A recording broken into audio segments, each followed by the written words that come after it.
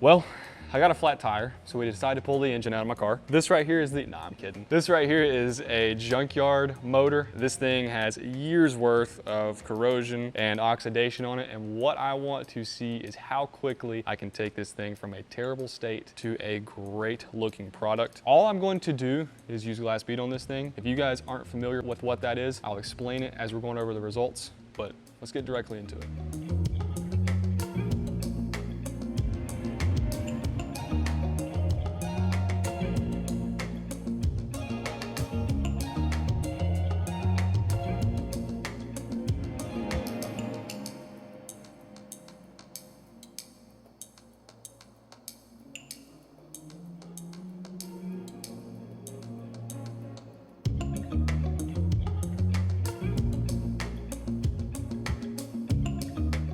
All right guys, we are back. As you can see, I did this top quadrant right here. Few things I want to note before we really get started diving into this thing. So there's a few different types of metal here. We've got this aluminum piece, and we've got a different type of barb. This almost looks like galvanized maybe because it's starting to rust on the underside. And then they've got a clamp here, but there's also a rubber hose coming in. If you are not familiar with the vapor honing process, to explain what this is, if you know what sandblasting is, you've pretty much understood the basics of wet blasting. With wet blasting, or vapor blasting as it's also known, you have an abrasive particle. In our case, it was a glass bead, so it's a small circular glass bead. You're actually pumping that up to the blasting gun and you're propelling it with compressed air. We were running at about 100 PSI, so it's got a lot of power behind that abrasive. And so that's what's actually stripping away and leaving you with this beautiful finish. But again, a few things to note with vapor honing: you do not have to worry about degradation of parts. Again, if you're familiar with sandblasting, you know how important it is to consistently be moving when you're blasting a part. If not, you'll hot spot. That's not an issue with wet blasting. The water actually cools the part, and it also lowers the impact velocity of the abrasive. That way you get a much more consistent finish. It also leaves you with a brighter sheen on the actual part, again, because you're not degrading that surface as much as you would be with standard sandblast. And also, you can use it on softer materials. Even this rubber here that we were blasting, there is no embedment from the media on this hose, and it also didn't destroy it. Again, if this was standard sandblast, you would be destroying it. Now, if you do need sandblast, if you've got some heavy paint that you're looking to remove, some heavy corrosion, sandblast is an amazing option. But when you are looking to clean up old parts like this, wet blasting is absolutely the way to go. Hopefully this was a pretty good demonstration for you guys. I know this thing isn't necessarily in terrible condition, but it does have years worth of just grime and oxidation. And this thing took it off within a matter of 2 minutes in this section. And that's with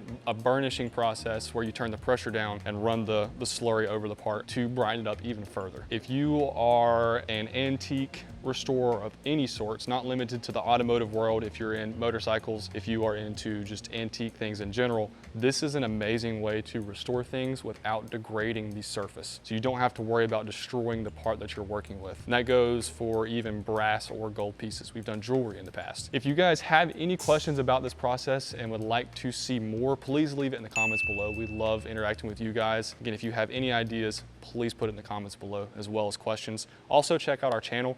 We post content daily, not limited to wet blasting. We also talk about hydro blasting and sandblasting. So we've got all the information there for you guys. Again, if you like this video, please give us a thumbs up. Also consider subscribing. It really helps us out, and it also tells us what you guys like. And with that, I think that wraps it. Let us know what you guys think. We'll see you in the next one.